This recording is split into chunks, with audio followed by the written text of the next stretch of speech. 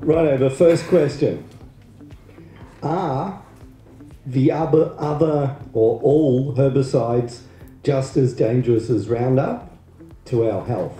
Before I get there, I just want to say one thing. I think it's so fantastic to see 3 really good progressive young farmers. We need more people like you. It's just fantastic. And look, the trouble is that it's a bit hard to say just as safe or unsafe. Different herbicides have different modes of action. Clearly now with the science we've got, Roundup, or Glyphosate I should say, the active ingredient Roundup is coming up as one of the most dangerous chemicals ever put out there. It's on par with DDT. There are other ones, you know, we'll talk about one which is pretty well banned everywhere in the world except for Australia, is bromoxone. It is not good. As a burn down, I'll tell you what works just as well as bromoxone is vinegar, acetic acid. 9% acetic acid will give you the same burn down. Acetic acid is formed naturally in the soil when plants break down, and will work just as well if you need to get it burned down. Well, okay, at 9%, which is full strength vinegar, but the easiest way to do it is you buy big drums of acetic acid. That's 45% acetic acid. Mix it down to 9%. That will knock back anything.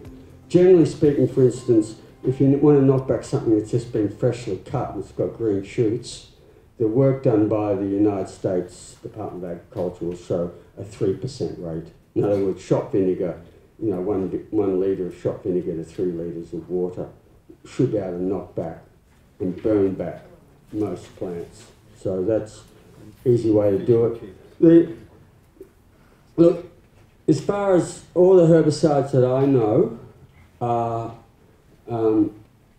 have different issues. Some of them, like atrazine, once again, we're one of the few countries that use it. We know very much that it's essentially in the bodies of all animals, it turns into estrogen, which we know it then can lead to breast cancer and other cancers in women, and a whole range of other trouble like fertility problems and birth defects in boys. And then I can go on 2,4-D with the dioxins in it that breaks down. They are some of the worst carcinogens. There is no safe level, and so on and so on. As I've gone into every herbicide, I haven't found one that I would be happy recommending for anyone to use. I don't know if a lot of you people have heard of it, but it's called Cholinesterase Poisoning, and I'm very sure Andre knows what I'm talking about, absolutely. And cholinesterase poisoning is of the nervous system, and gramoxone and spray seed, there's no antidote. And if you ingest it, it's not if you're going to die, you are going to die. And the cholinesterase poisoning is significant because it's also to do with motor neuron diseases as well. Autoimmune system issues, and I actually have one as well. Thank you. Andre's increase in soil nutrient, is this an increase in available nutrient or total nutrient in your presentation? The calcium from 534 to 3696 parts per million. That's about... when I show all the figures I showed on my farm and also Cole Sice's, we're talking plant available. From soil tests, our standard soil tests are looking at what is available to the plants, not the total nutrients. I don't know if anyone ever gets a total nutrient test on any soil load that actually does it. Okay, next question. What does glyphosate do to soil microorganisms and production of glucose? Glyphosate, Monsanto's actually patented glyphosate as an antibiotic. So what we actually know that it does kill soil organisms. Like a lot of antibiotics, some things are more susceptible than others. What we know is that generally most of the good guys and girls that are susceptible, the ones that tend to be most resistant are the pathogens, the ones that affect plants. So, for instance, in the United States now, where because of the Roundup Ready genetically modified plants, where Roundup's been used extensively as a herbicide, the crop losses due to different diseases like take-all and so on are just huge. The pathogens in the soil now have just increased to a significant extent. Between that and also the resistant weeds now, that it's essentially they're moving away from Roundup Ready to the new and even worse ones called dicamba resistant GMOs. Okay, this looks like a bit of a personal question. Sounds like people want to come to your place. This is a question for Andre. Do you get bird damage to your fruit from the birds living in the trees and shrubs around your orchard? Once again, it depends on the species. Generally, the bird species I have that control insects, I get very minor damage. It's less than what I happen to say. The small amount of damage I get from them is nothing compared to what I get compared to insect damage, so I'll put up with that little bit of a loss. On the other hand, I have other species, birds and also bats, like cockatoos, lorikeets, that I get extensive damage. I get 100% loss. And for that, I have to use full exclusion netting, otherwise I end up with zero. Are you high enough for like cassowaries? Yes, I'm on the lowland, but I have cassowaries on my farm, breeding, having babies. Oh, crazy. Yeah. Okay, next question. Could be a Phil one. Okay. How much oxygen is needed in the soil for healthy soil biology? It's called airspace. We don't count the oxygen. Andre may be able to help this one out, but no, we talk about airspace and air cavity. Andre, you got any idea on that? How long is a piece of string? Yeah, I totally agree. I can tell you that. Twice the length from the centre to one side. Good. Simple. Problem solved. There you go. Yeah, look. Generally speaking, rather than talk about oxygen, talk about the cavities. The cavities do more, they hold air. Air has oxygen, air has nitrogen. The other really important thing about cavities is capillary action. The water sticks to the sides. And so you get aeration plus you get water holding. So,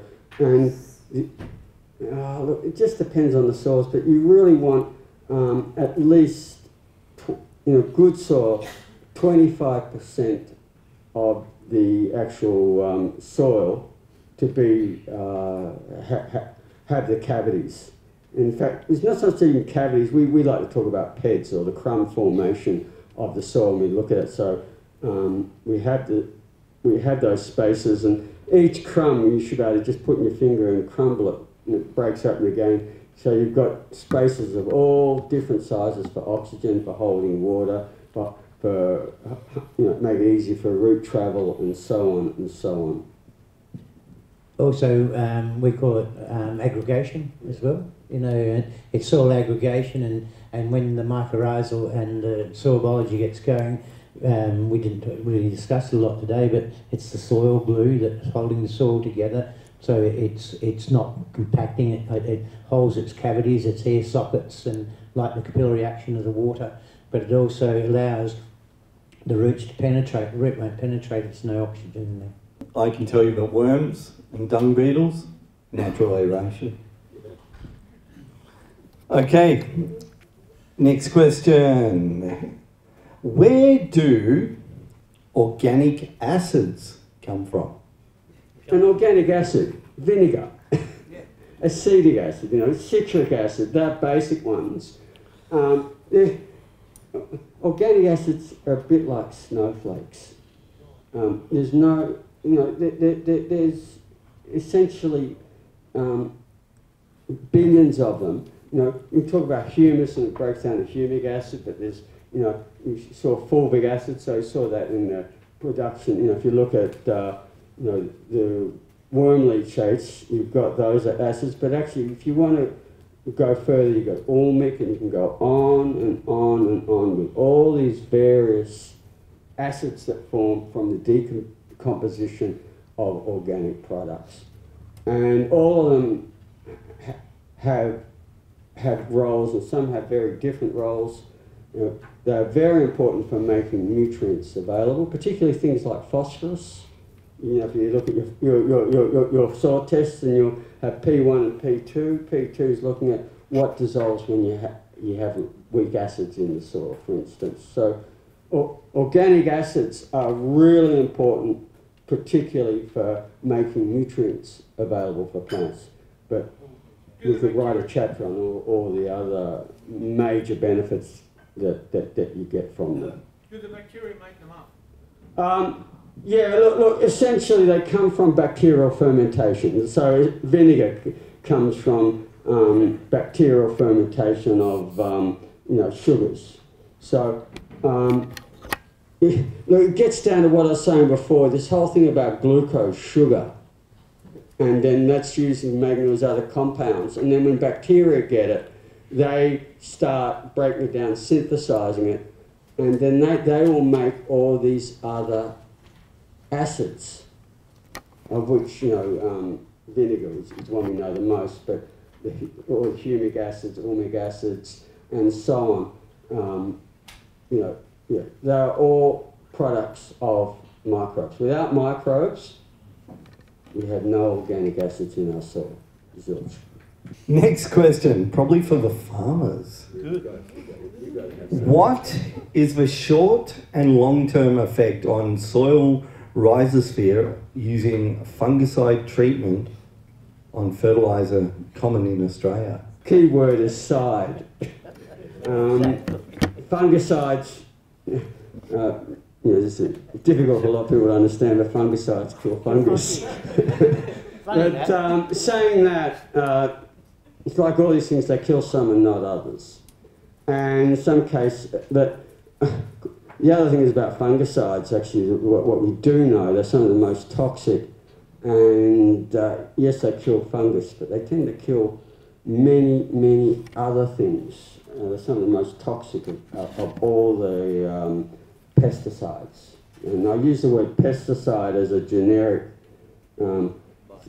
word because you have fungicides, insecticides, herbicides, nematicides, and so on, all the sides. We do know that long-term fungicide use tends to particularly kill off the beneficial fungi. So when we're talking about the fungi like van fungi and other fungi that will live on roots and help plants take up nutrients, for instance, in Australia, most phosphorus in our natural systems is actually taken up through associated fungi. It's fungal mediated. When we start spraying fungicides, we actually lose the ability of take that fungus up, take that phosphorus up. We also know that most of the fungi actually protects our plants from diseases, these associated fungi. So when we start using fungicides, while in the short term it can help, in the long term you start noticing all these other pathogens start to affect the crop and lower yields. So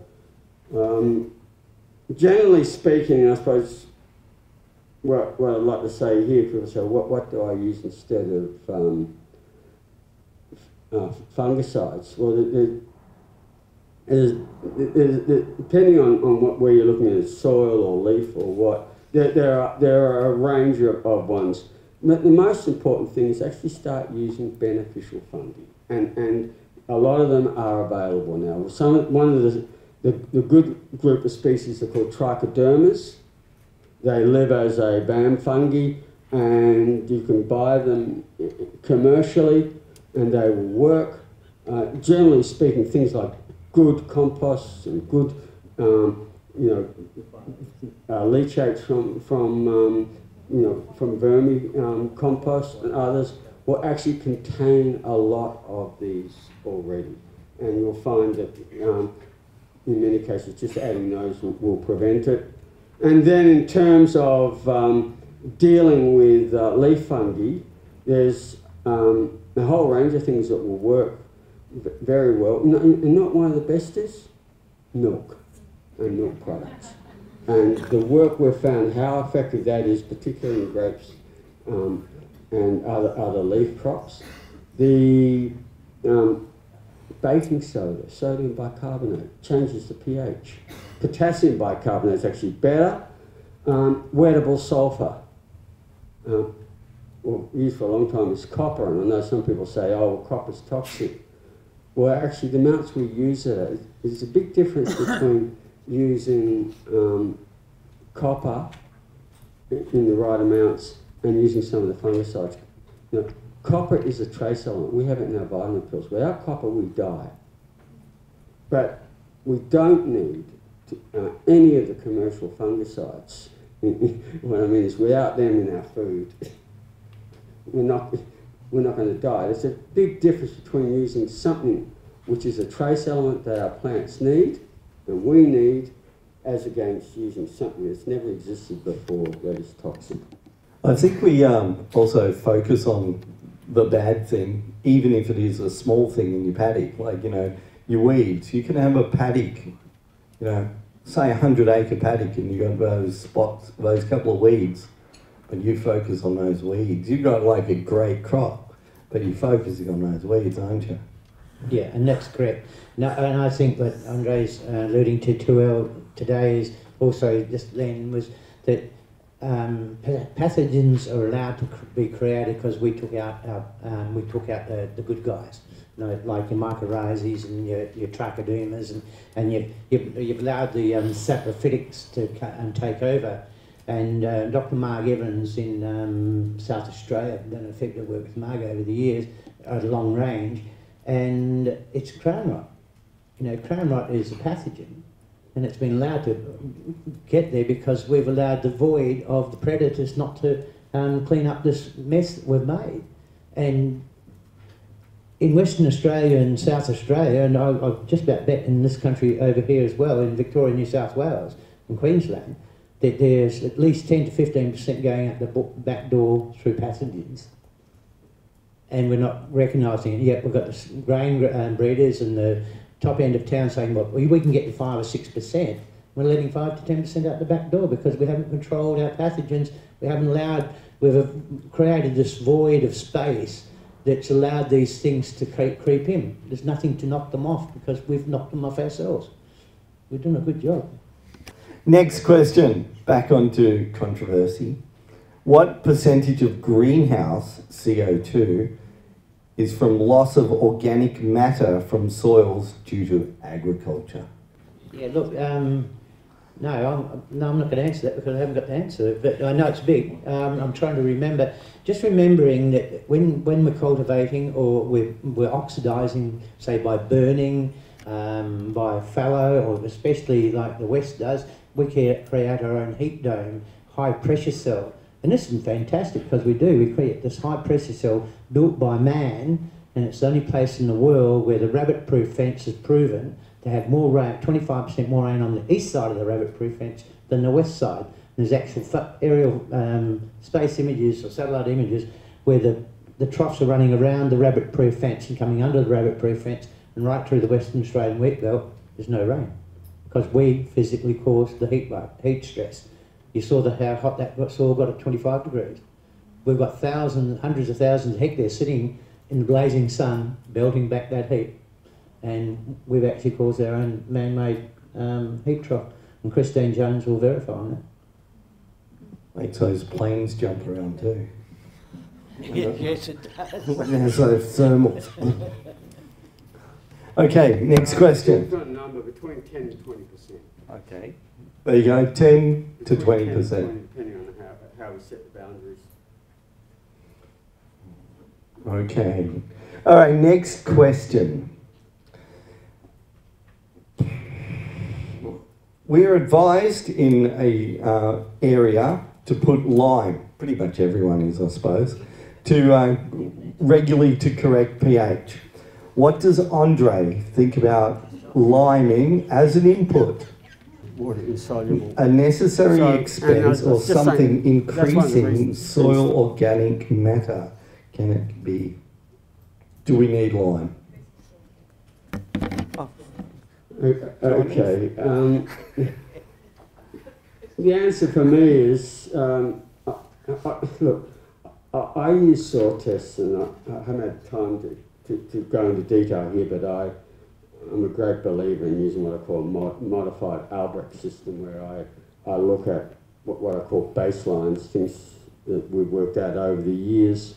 And I'm not going to say that these baselines are perfect. I believe we need more work to determine what are the right baselines for different soils, different climates, crops.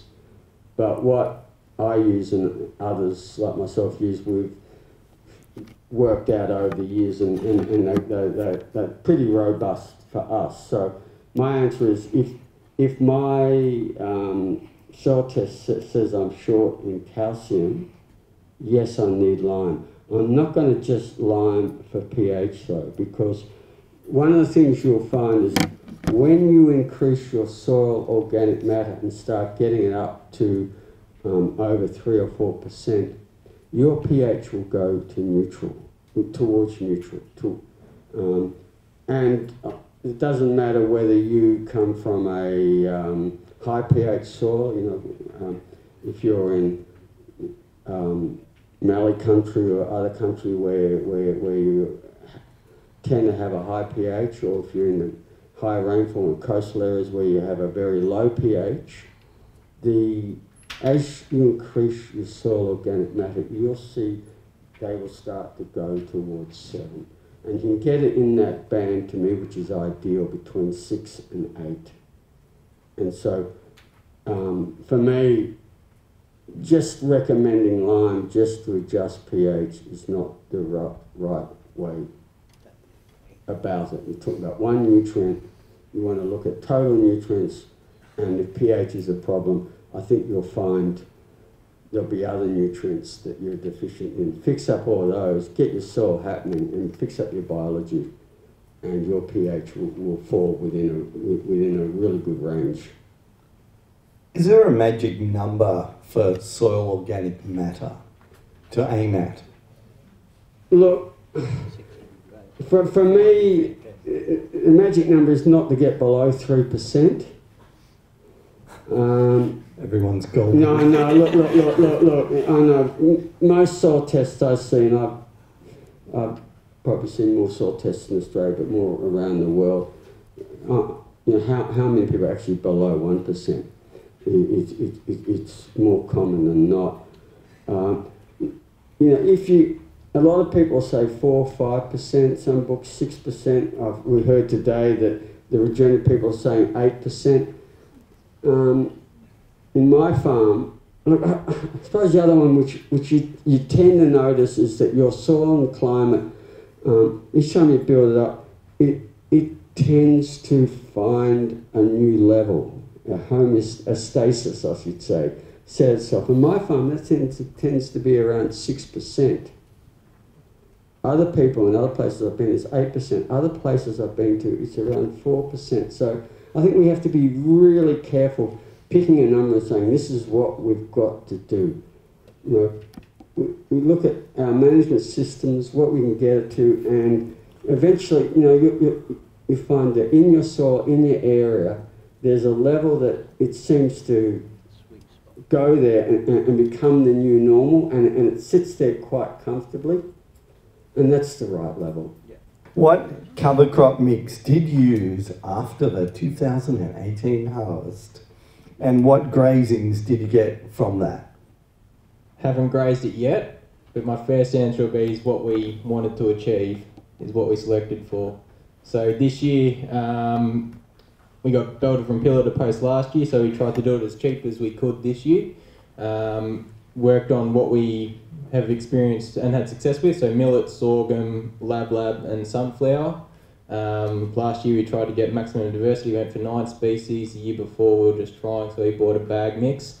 Haven't grazed it yet. We're getting really close to needing it for stock feed now. But my first answer, and the one thing that I constantly paid attention to when I listened to people talking about cover crops initially, was know what you want to achieve. Yes, I can say sorghum will grow once it gets its roots down, but is sorghum the right plant for you? You've got to know what you're going to achieve or wanting to achieve, or else it will backfire, in my opinion. So will you change your diversity like next year and go another mix? I did hear, like we went out and heard Jill Clapperton talking, and she said, you know, choose a mix, something like 8, 9 in a mix. You might only have 1 or 2 come up, but you know, she said that 1 or 2 continue into your next mix for your next diversity and that type of thing. Are you looking at doing something like that? I suppose the message we hear is the more diversity, the better. Last year we tried 9 species, and I think we had 3 of them that didn't come to anything. I think buckwheat and mung bean were a bit too quick to seed for our liking, so the ones that didn't grow, maybe we try them again in 5 years. We might have our soil in a condition that is conducive for it to grow again. So constant learning, but knowing what we want to achieve is the biggest thing. Does frost reduction need application as a foliar spray? Frost reduction is a major issue in Western Australia. We lose, I think last couple of years ago, we lost about 350,000 hectares to frost. So it is a major issue to us. And what we found is in the early days, when us kids were growing up in Newdigate, in August, September, we could move to the top of the dam with ice. Mum and Dad never got frosted. You cut the straw and you couldn't look through it. Today, you can actually drink water through it. You can. And it's biology, and it's the turgor pressure. It's the cells have been stem elongated, they've been forced into this rush, and it hasn't got the biology. And really so tragic about this, and Andre will totally agree with this, is that the plant breeders are breeding out the biology from these plants, breeding out the fact that these plants don't need mycorrhizal fungi, they don't need biology, but they're still going to get frosted. The key here is how that plant is, well, from the time it starts growing to its maturity, is the strength of its soil, its cell walls. We're doing work over there that a lot of these crops in Western Australia are freezing at 1 degree. Ours are freezing at -5. There's a 6-degree difference. It's massive. And it's simply conventional farming against what we're doing with Regenerative. Tom was asking, can you get it to a point where there is no frost damage? What do you think, Andre? Move to a warmer climate? Yeah, exactly. Wait a few years with climate change, and we won't be asking these sorts of questions. But yeah, look, I just want to get back to what you're saying about breeding, and this is a really interesting one. Some of the work that I've been involved in around the world now, we've been going back to some older varieties. Absolutely. And we're finding that under regenerative systems, these are higher yielding, but really importantly, they're more resilient. The new hybrids, they're called high yielding, but actually what I think we should really be calling them is high input. Yes. Unless they've got all the fertilizers, all the water, all the sprays, and the perfect climate conditions that you get in the research station where they're bred, you don't get the consistent yields. They're up and down. The older varieties are so much tougher. and they do so much better in adverse conditions, and this includes things like frost, but it also includes drought. We find actually better at dealing with water issues and other stress. And I suppose what I'm trying to say from there is that what we've been working with and initiating now is what we call participatory farmer breeding, getting breeders to work with farmers on farm and teaching farmers how to cross-pollinate, how to grow plants, then how to select from that, so you then have the best that is adapted for your local conditions, rather than buying the new, brand hybrid. And actually, we take control of seeds like we used to, instead of buying them.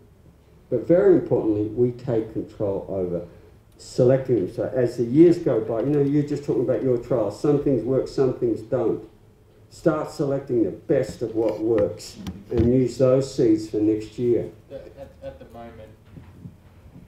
At the moment, after a period of time, either A, we can't deliver a variety of wheat at the board anymore, or it gets too contaminated if you don't have good hygiene. Is there much to be said about epigenetics of retaining our own seed, that we might be buying something that's got poor characteristics at the start, but come 5 years down the track, if we're growing it in a conducive environment in our system, that we can build its characteristics up?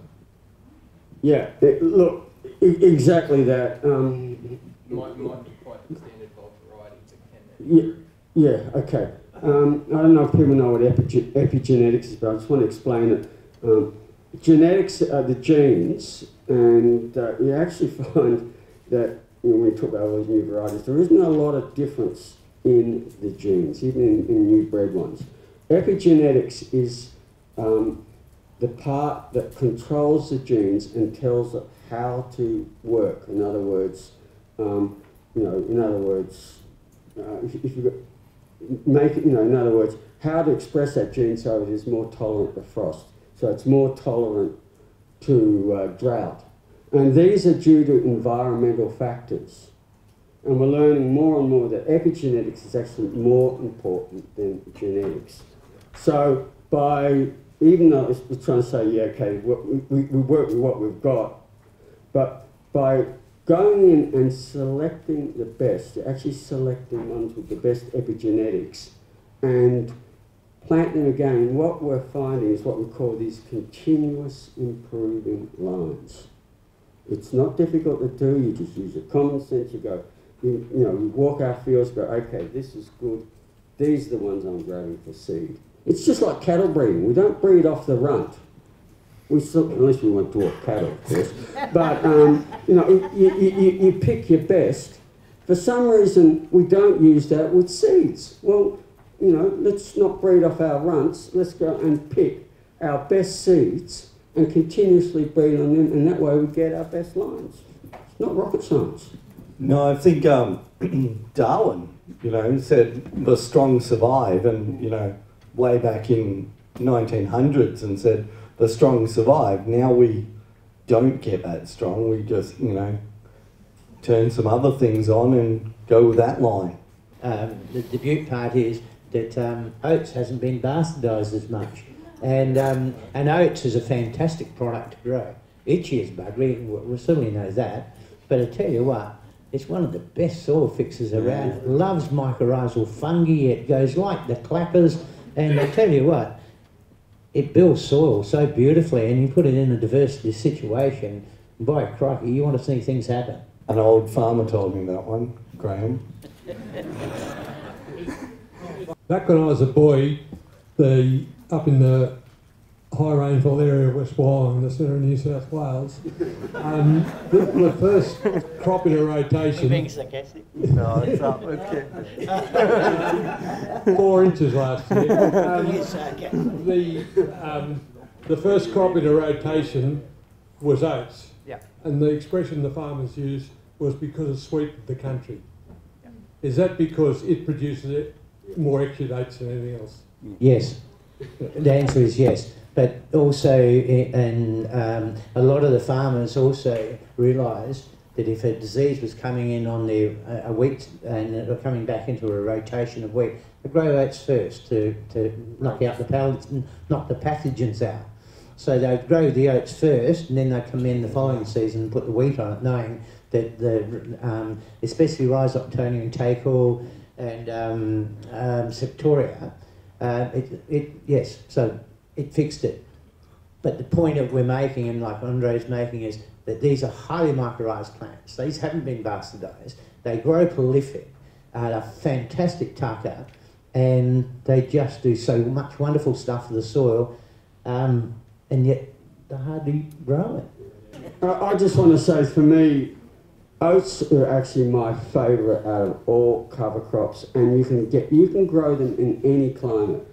And up our way, when we're trying to persuade sugarcane farmers to start rotating, because the sugarcane you plant it once and then you harvest for X amount of years, and then they just plant it in again, and they're just getting these massive losses in yield. And we're saying you need to, because of the build-up of diseases, you need to rotate.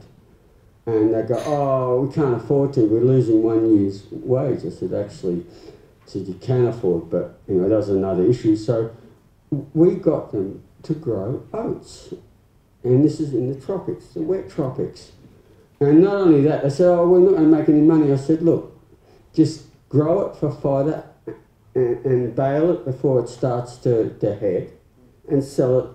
And they actually made more money off the baled oats than what they made of the sugar. And I thought they were mad to plant sugar, actually. I'm with you 100%. But look, it's frustrating. It's not a climate.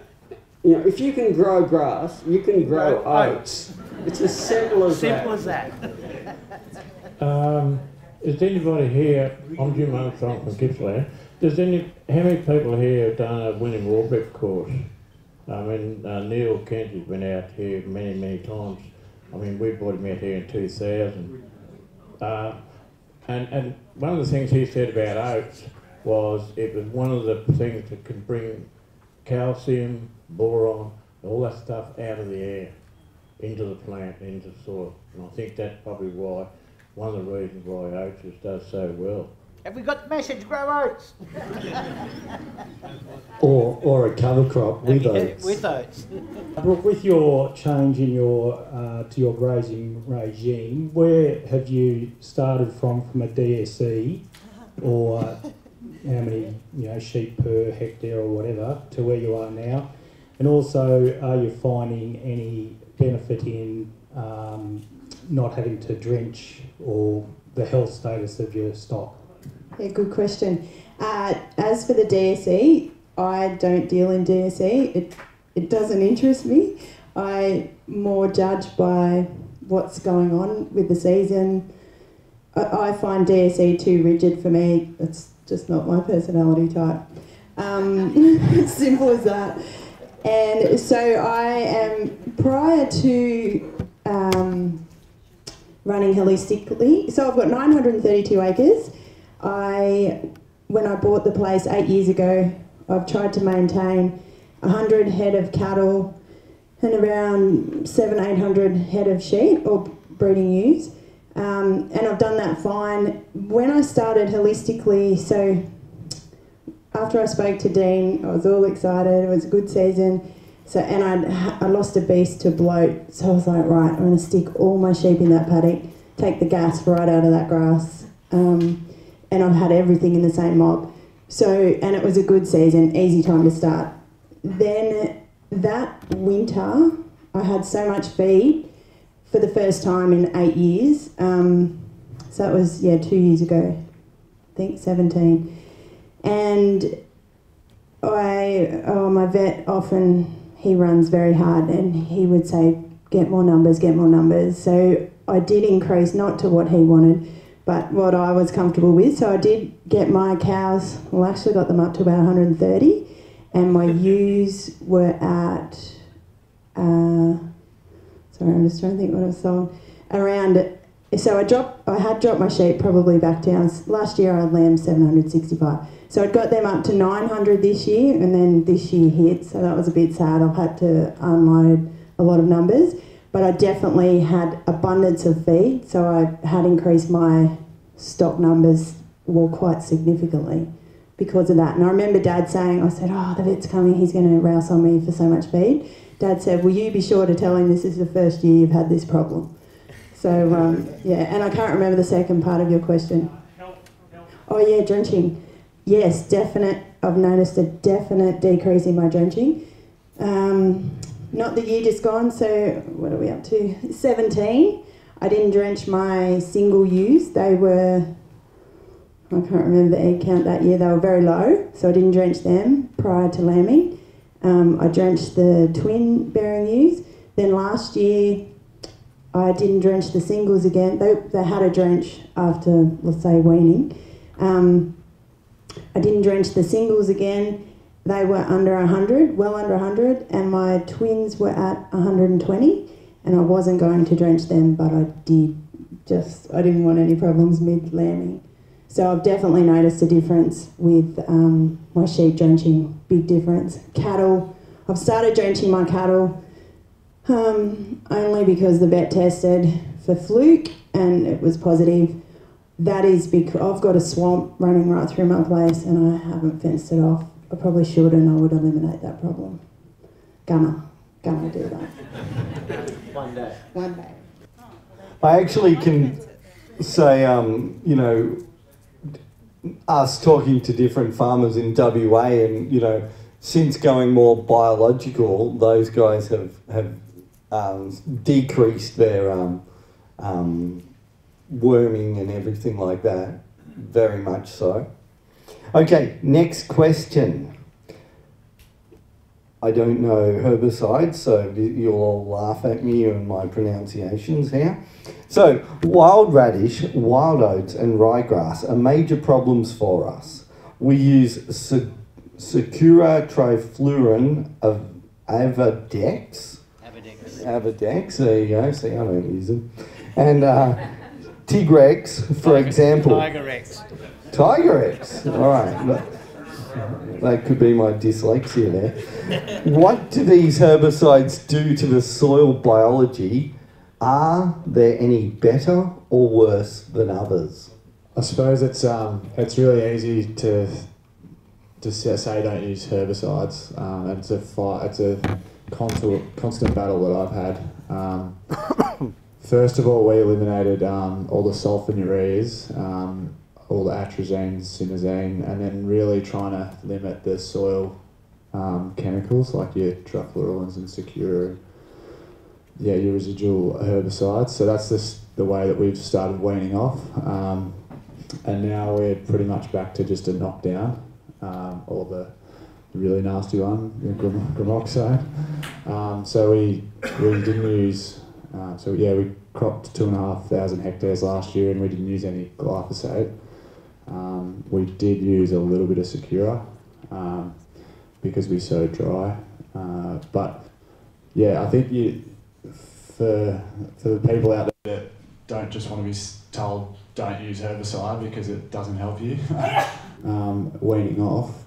So I've found taking out the nastiest ones, or the ones that really affect the biology, which is like your sulfonylureas and your residual ones first, and then slowly just keep working off. As your soil improves, you'll get less weeds anyway and you won't need to use them. But if you're a full cropper and you go cold turkey, don't use any herbicides, I can guarantee you won't make any money. Because it does take a bit of time. That's how we went about it, just slowly weaning off the chemicals. I can't touch on or have enough knowledge to say which ones are worse or better. Last year we had 3 paddocks that were all the same variety of wheat. Due to different weed burdens, the herbicides that went across the paddocks weren't consistent. 2 paddocks had 6 different lots of chemistry go over it. They were long season wheat, so weren't favoured by the season. They yielded 0.3 to the hectare. We had another one that had two lots of chemistry go over it, and he went 1.3. It was hard to nail it down to one herbicide over the other because there was inconsistencies in which pace got which, but the two that really suffered had the most chemistry go over it. Tine versus disc. Which do you prefer for soil health? Again, sort of what you want to achieve.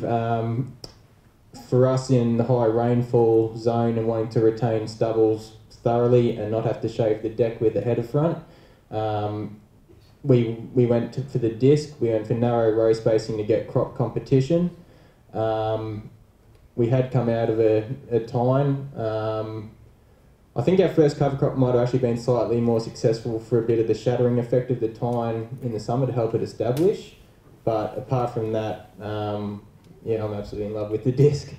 Gives us plenty more option. It's in summer you're not pulling up clods, you leave the paddock as is more or less. One thing we are finding with it is that it will germinate a crop off next to marginal moisture. So if it's got no subsoil, yeah, that can be one catch to it. But yeah, absolutely love the disc. Well, I don't know if you blokes were all awake this afternoon, but my mate Mick, he's a good bloke, you see, and anyway, he went to Tines, and he didn't have to burn his paddock, so he didn't have any columns of stupidity in autumn when he was burning his paddock. So if you're going to retain stubble and you've got Tines, you're going to end up with a hay rack, and you'll be like Mick. You'll have columns of stupidity and burning all your soil carbon. Well, we've got a time. Yeah, it's got a culture out the front, so it gets through quite a lot of trash. And yeah, it does quite a nice job. So yeah, more than one way to skin a cat.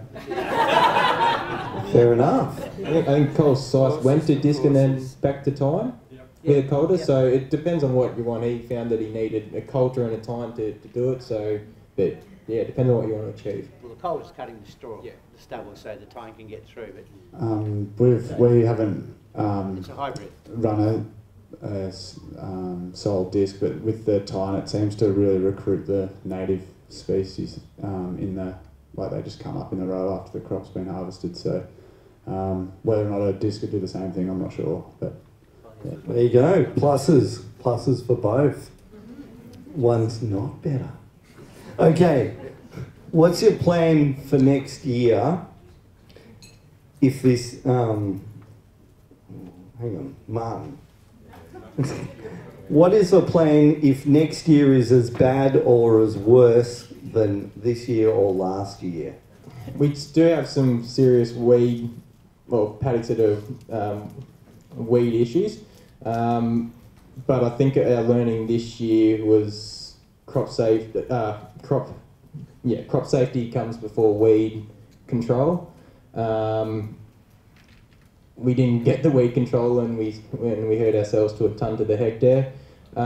We started mid-June last year. We started cell grazing the sheep. That's been a huge benefit. It'd be interesting to see how that goes in a full year. We're about to, depending on whether we put the stock onto the covers now, we're still about a week off needing to feed any supplement to the sheep. So it's still an evolving process. It's hard to say, but especially crop safety, it'll come before weed control. Yeah, I think the for sale sign would probably be a good idea. Please, no, don't sell. No, but it's going to rain. It's all right. It's going to rain. How much do you want per acre? Well, maybe we should buy it because everyone else will be thinking about selling. Seriously, I was only joking because I was winding Mick up a couple of months ago and said, looking at some of his soil profiles and all that, and Mick was down on the ground looking at me and he said, "What do you reckon, little fella?" And I said, "I've got 2 words, Mick, for sale." So, no, honestly. But, you know, as the soil heals itself and biology gets going and the soil sponge increases, but with you 100% on these tight soils, I don't think a disc would actually bust open enough to oxidate to try and get the soil lifted up again, just to crack it. So one, the moisture can get in, and two, that the oxygen can get in and let those roots have a chance to get going. Brooke, do you have issues with water access for the different animals in your herd? Yes. Flirred. Oh, was that intentional? Yeah, I definitely do this year, and I've struggled with it. Obviously, you know what I'm talking about. The cattle bog up the water, the access to the water, and then, yeah, I've pulled a lot of sheep out. So I did have to, it's only been the last month, I think, that I've been able to combine them again. I was having to run the sheep after the cattle, but I was having to give it a break in between so the edges would dry up enough for the sheep to be able to access. Every other year I've been fine. It's only this year when water's a bit tight. But yeah, definitely, I have had that trouble. Okay, well there you go. That is the panel. Well, we wanted to thank these guys. Well, let's give them a round of applause.